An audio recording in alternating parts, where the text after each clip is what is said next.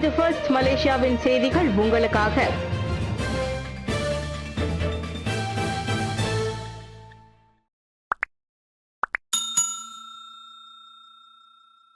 அனைவருடனும் நல்ல உறவை பேணுங்கள். பிரதமர் இறையாண்மையும் சுதந்திரமும் கொண்ட நாடாக மற்ற நாடுகளுடன் தூதரக உறவுகளை எவ்வாறு ஏற்படுத்துவது உட்பட தனக்கும் மக்களுக்கும் எது சிறந்தது என்பதை தீர்மானிக்க மலேசியாவுக்கு உரிமை உள்ளது என்று பிரதமர் அன்வார் இப்ராஹிம் கூறினார்.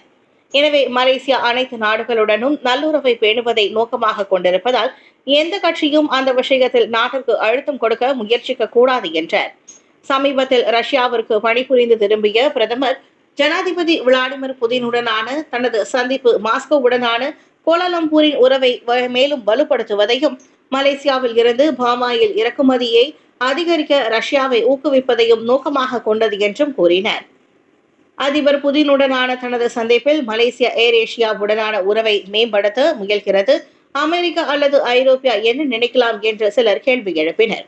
நாங்கள் ஒரு சுதந்திரமான மற்றும் சுதந்திரமான நாடு. எங்கள் சுதந்திரத்திற்கு எது சிறந்தது என்பதை நாங்கள் தீர்மானிக்கிறோம். நாம் அனைத்து நாடுகளுடனும் நல்ல உறவை பேண வேண்டும்.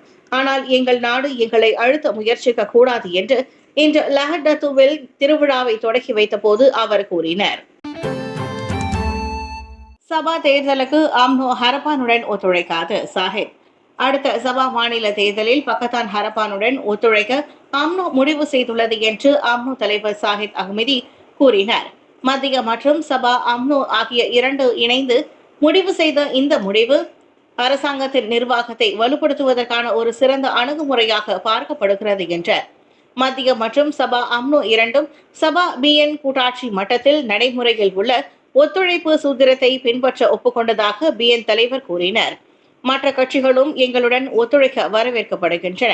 மேலும் சபாவில் உள்ள எந்த கட்சியும் இது மலாயாவில் இருந்து வந்த கட்சி அல்லது தேசிய அளவிலான கட்சிகள் சபாவில் நுழையக்கூடாது என்று கூறாது என்று நாங்கள் நம்புகிறோம். நாம் ஒரு ஜனநாயக நாடு. உள்ளூர் கட்சிகள் மற்றும் தீபகற்ப மலேசியாவை சேர்ந்தவர்கள் என்று வேறுபாடு இருக்கக்கூடாது. எனவே அக்கட்சி மீண்டும் சபா முதல்வர் பதவியை ஏற்க நினைத்தாலும் புண்படுத்தும் வகையில் அந்த அறிக்கையையும் வெளியிடக்கூடாது என்று இன்று சீனாவுக்கான தனது பணி பயணத்தின் கடைசி நாளான மலேசிய ஊடகங்களுக்கு தெரிவித்தார். மலாய்க்காரர் அல்லாத வாக்காளர்களுடன் நெருங்கி பழகுவதற்கு மாண்ட்ரின் தமிழ் மொழியை கற்றுக்கொள்ளுங்கள். பாஸ் இளைஞர். மலாய் அல்லாத சமூகத்தினருடன் கட்சி நெருங்குவதற்கு உதவ பாஸ் இளைஞர் பிரிவின் உறுப்பினர்கள் மொழியை கற்று தொடங்குமாறு வலியுறுத்தப்பட்டுள்ளது. மாண்ட்ரின் மற்றும் தமிழில் உரையாடும் திறன் மலாய் அல்லாத வாக்காளர்களின் ஆதரவை பெறுவதற்கு பாஸ் உறுப்பினர்களுக்கு ஒரு சக்தி வாய்ந்த கருவியாக இருக்கும் என்று அதன் தலைவர் அஃப்னான் ஹமிமி தெரிவித்தார். எங்கள் மலாய்க்காரர் அல்லாத நண்பரின் ஆதரவை பெறுவதற்கான பொறுப்பை அந்த பிரிவின் தேசிய ஒற்றுமை பணியகத்திற்கு மட்டும் விட்டுவிடக்கூடாது. இது வரையறுக்கப்பட்ட வளங்களை கொண்ட ஒரு அலகு மட்டுமே. ஒற்றுமை நிகழ்ச்சி நிரல் பாஸ் மற்றும் பாஸ் இளைஞர்களின் நிகழ்ச்சி நிரலாகும். பாஸ் இளைஞர்கள் அனைவரும் ஒன்றிணைந்து இந்த நோக்கத்தை அடைவதற்கான முயற்சிகளை அணிதிரட்ட வேண்டும் என்று அஃப்னான் கூறினார். நாங்கள் மாண்ட்ரின் வகுப்பிற்கு செல்ல வேண்டும் என்றால் சென்று கற்றுக்கொள்ளுங்கள். நீங்கள் தமிழ் பேச வேண்டும் என்றால் மேலே செல்லுங்கள். ஏனென்றால் பஹாசா மலாயுவை தவிர மற்ற மொழிகளில் தேர்ச்சி பெறுவதன் மூலம் அவர்களுடன் தொடர்பு கொள்வதற்கும் நெருங்கி பழகுவதற்கும் இது ஒரு கருவியாகவோ அல்லது பொறிமுறையாகவோ இருக்கும் என்று அவர் கூறினார். ஹலால் சான்றிதழை கட்டாயமாக்கும் முன் ஜாக்கிம் அதன் திறன்களை மேம்படுத்த வேண்டும். லாய் குவேன் பாங். பன்றி இறைச்சி அல்லது மதுவை வழங்காத உணவகங்கள் ஹலால் சான்றிதழை பெறுவதை கட்டாயமாக்கும் இஸ்லாமிய மேம்பாட்டுத் துறையால் முன்மொழியப்பட்ட சைவ உணவக மேலாளர் லாய் குவேன் அதனை எதிர்த்துள்ளார். கட்டாய ஹலால் சான்றிதழை கருத்தில் கொள்ளாமல் ஜாக்கிம் முதலில் அதன் திறன்களை மேம்படுத்துவதில் கவனம் செலுத்த வேண்டும் என்றார். கோதா லக்சமனாவின் முன்னாள் சட்டமன்ற உறுப்பினரான லாய் இப்போது ஸ்லாங்கூர் மற்றும் கோலாலம்பூரில் உள்ள நன்கு அறியப்பட்ட சைவ உணவக சங்கிலியின் மேலாளராக உள்ளார். ஹலால் சான்றிதழுக்காக விண்ணப்பித்த தனது சொந்த அனுபவத்தை மேற்கோள் காட்டிய அவர், இந்த செயல்முறை கடினமானது, நேரத்தை எடுத்துக்கொள்வது மற்றும் விலை உயர்ந்தது. பல சவால்கள் காரணமாக சான்றிதழை பெறுவதற்கான அதன் திட்டத்தை உணவக சங்கிலி இறுதியில் கைவிட்டது. இன்று காலை மலேசியாகினி தொலைபேசி அழைத்த பேட்டியில் பிரதமர் அன்வார் இப்ராஹிமின் அரசியல் செயலாளர் அஸ்மின் அபிதின் ஹலால் சான்றிதழ் விண்ணப்ப செயல்முறை சிக்கலானது என்பதை ஒப்புக்கொண்டு நியாயமான அறிக்கையை வெளியிட்டதாக லாய் சுட்டிக்காட்டினார்.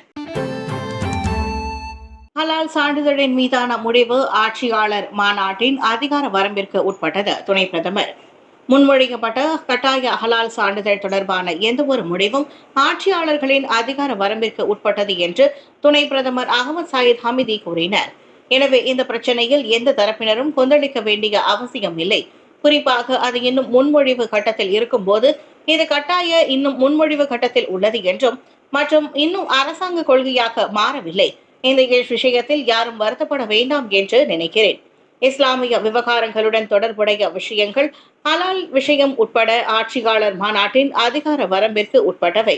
எனவே இந்த பரிந்துரை கட்டாயமாக்கப்படுமா இல்லையா என்பது ஆட்சியாளர் மாநாட்டை பொறுத்தது என்று மலேசிய ஹலால் கவுன்சில் தலைவராக இருக்கும் ஜாகித் சீனாவுக்கு இன்று நடத்திய பயணத்தின் முடிவில் பத்திரிகையாளர்களிடம் கூறினர் என்று பெரிதாகுரின் குறிப்பிட்டது. பன்றி இறைச்சி அல்லது மதுவை வழங்காத அனைத்து உணவு நிறுவனங்களும் ஹலால் சான்றிதழை பெறுவதற்கான பிரதம மந்திரி அமைச்சர் முகமது நைன் முக்தாரின் முன்மொழிவை டிஏபியின் செப்புதே எம்பி தெரேசா கோக் ஆட்சேபத்திலிருந்து பிரச்சினை தொடங்கியது. இந்த நடவடிக்கை வணிகர்களுக்கு சுமையாக இருக்கும் என்று மலேசியாவை உலகளாவிய கேலிக்கு ஆளாக்கும் என்றும் கோக் கூறியிருந்தார்.